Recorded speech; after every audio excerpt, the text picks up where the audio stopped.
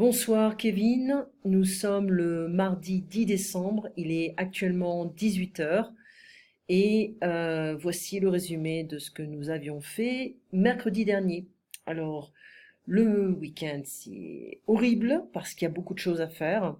J'imagine que c'est la même chose pour toi quand tu es à la maison. Alors, on avait parlé du vendredi noir. Je pense que c'est un jeudi pour nous. Je suis plus sûre parce que je n'ai jamais vraiment fait attention à ça en France. Mais on a une journée spéciale journée pour les promotions.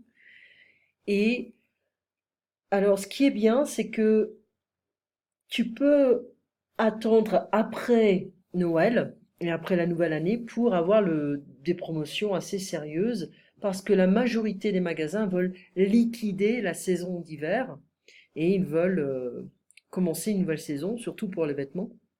Voilà. Alors, on avait parlé également de la nourriture que les Français aiment manger pendant la saison estivale, la saison de Noël. Par exemple, le homard, les crustacés, des huîtres. On aime manger des viandes exotiques. On aime la volaille aussi, hein, de l'oie, du chevreuil, du vénisson, du renne. C'est assez rare, hein, ça. Du sanglier, c'est comme du porc, mais c'est assez fort. Une viande très forte. Et donc on aime également la pintade, le mouton, la pintade, le chapon, c'est un poulet castré qui coûte plus cher que le poulet. Et les Français boivent beaucoup, hein, énormément, donc on a tendance à tenir l'alcool. Tenir l'alcool, ça veut dire it's like to handle alcohol. You know. Donc c'est pour ça que les Français aiment bien passer des soirées, des repas ensemble parce que on tient bien la nourriture, on tient bien l'alcool, donc on a une endurance assez particulière. Voilà.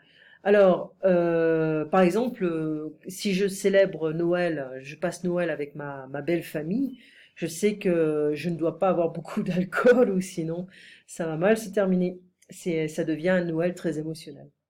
Alors, se détendre, se relaxer, hein, on aime se détendre, se relaxer. Et pour le dessert, on aime la bûche de Noël au chocolat, au café, à la vanille, au chocolat blanc, etc. En chute libre. En chute libre, ça veut dire en fait ça tombe, ouh, ça tombe. Et donc c'est pas très positif. Voilà. Alors l'âge de départ à la retraite en 2019, le 5 décembre, il y a une grosse manifestation en France, dans toute la France.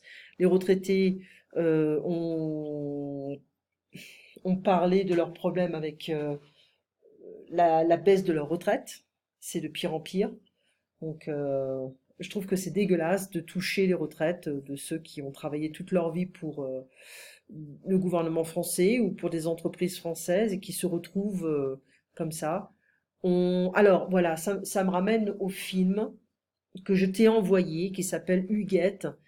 Ça parle d'une ancienne directrice d'école qui vit dans un appartement, je crois à Paris, hein, et elle a une petite pension. En fait, sa retraite, elle ne touche qu'un quart de sa retraite.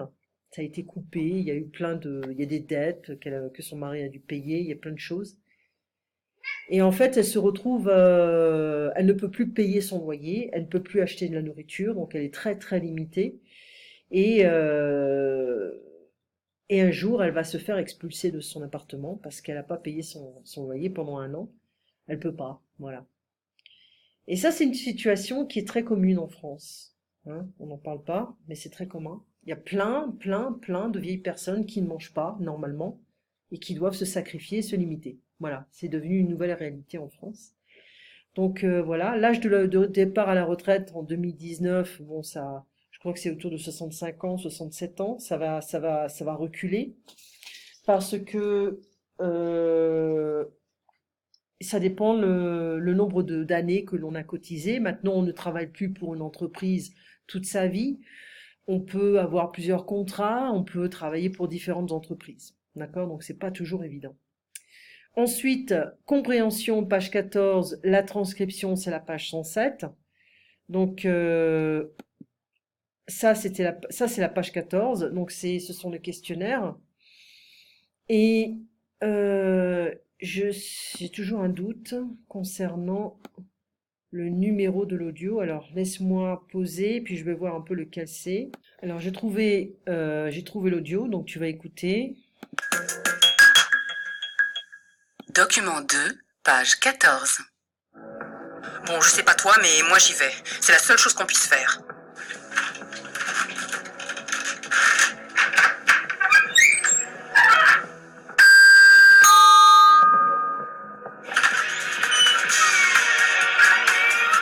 Baissez un peu le son, on ne s'entend pas ici. Bonsoir, Madame Supin. Excusez-moi, mais... Oui, mais justement, monsieur Le Guen, c'est pour ça que je suis là. C'est intolérable ce bruit. Insupportable. Calmez-vous, Madame Supin. Ce n'est pas bien grave. Pas bien grave, mais vous plaisantez. Je suis au bord de la crise de nerfs. Mais voyons, Madame Supin. Vous ne vous rendez pas compte que c'est comme ça presque chaque samedi? Vous ne pourriez pas aller faire la fête ailleurs de temps en temps? On voudrait être tranquille chez nous. Vous pouvez comprendre ça? Vous ne voudriez pas venir faire la fête avec nous? Allez chercher votre mari. C'est la meilleure idée que vous ayez. Enfin, monsieur Le Guen, vous pourriez m'écouter un instant? Mais je vous écoute. Alors j'imagine que vous avez compris. Vous êtes la famille la plus bruyante que je connaisse. Et moi, ce que je veux, c'est le calme. Le calme. C'est clair ou vous voulez que je mette les points sur les i? Bien. Qu'est-ce que vous proposez? D'abord, je suggère que vous arrêtiez cette musique de foot tout de suite. Et franchement, vous voudriez pas aller prendre un peu l'air avec vos amis? Parce que si ça continue, je vais finir par porter plainte. Allons, Madame Supin, vous n'êtes pas sérieuse. On va baisser le son. Ça, c'est le moins que vous puissiez faire. Voilà. C'est pas toujours facile d'avoir ce genre de voisin. Donc ici, Madame Supin est seule chez elle. Non, elle est avec son mari. Son mari ne sort pas de l'appartement, elle y va toute seule. Monsieur Le Guen comprend très bien qu'il a commis une faute importante, oui. Madame Supin suggère à Monsieur Le Guen de ne pas toujours faire la fête chez lui, c'est vrai. Monsieur Le Guen invite Madame Supin et son mari à passer la soirée chez lui, oui. Madame Supin pense que Monsieur Le Guen ne l'écoute pas. En fait, il dit oui, je vous écoute. Mais bon, peut-être qu'il a de l'alcool dans le sang. Madame Supin apprécie la musique que Monsieur Le Guen écoute, non. Madame Supin va peut-être aller se plaindre à la police. Peut-être non, parce que en fait, elle dit bon, si vous ne faites rien, je vais finir par porter plainte. Voilà.